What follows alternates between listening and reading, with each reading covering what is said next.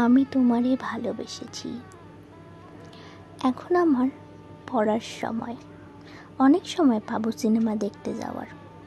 ওরা ক্লাস ফাঁকি দিয়ে যাচ্ছে যাক, এই ভেবে আমি পড়ায় মন দিলাম। স্কুল, কলেজ, ইউনিভার্সিটির গণ্ডি পেরিয়ে গেলাম এক এক করে। চাকরির জন্য পড়ছি। চোখের তলায় কালি পড়েছে রাত জেগে পড়ার কারণে।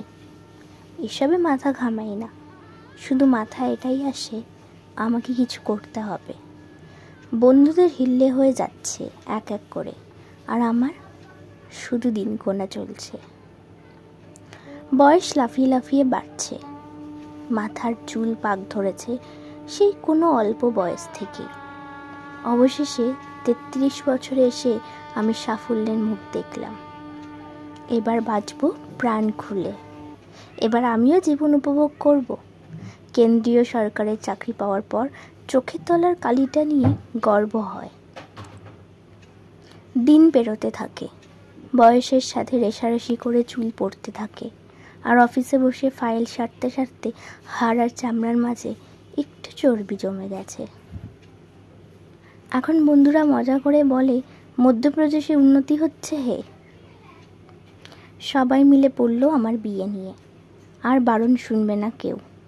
এতদিন পায়ের তলার মাটি শক্ত করতে গিয়ে মেয়েদের দিকে ভালোবাসার নজরে তাকানোর সাহস পেতাম না।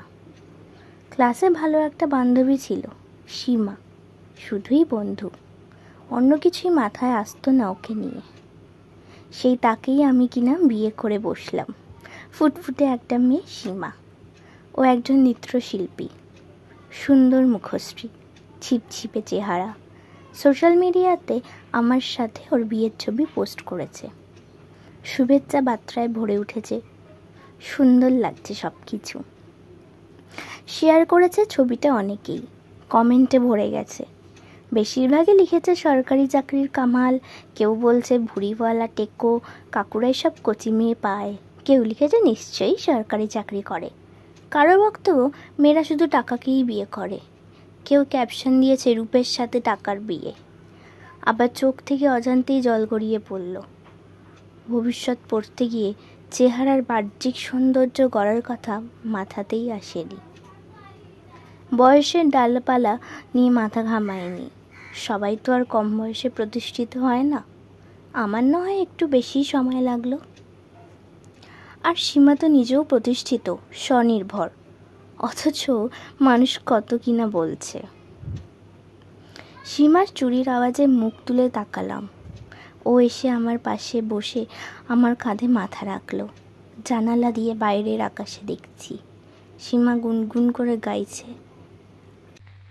আমি তোমারে ভালোবেসেছি,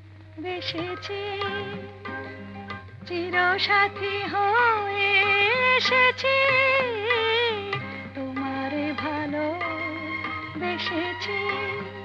আমি তোমারে ভালোবেসেছি।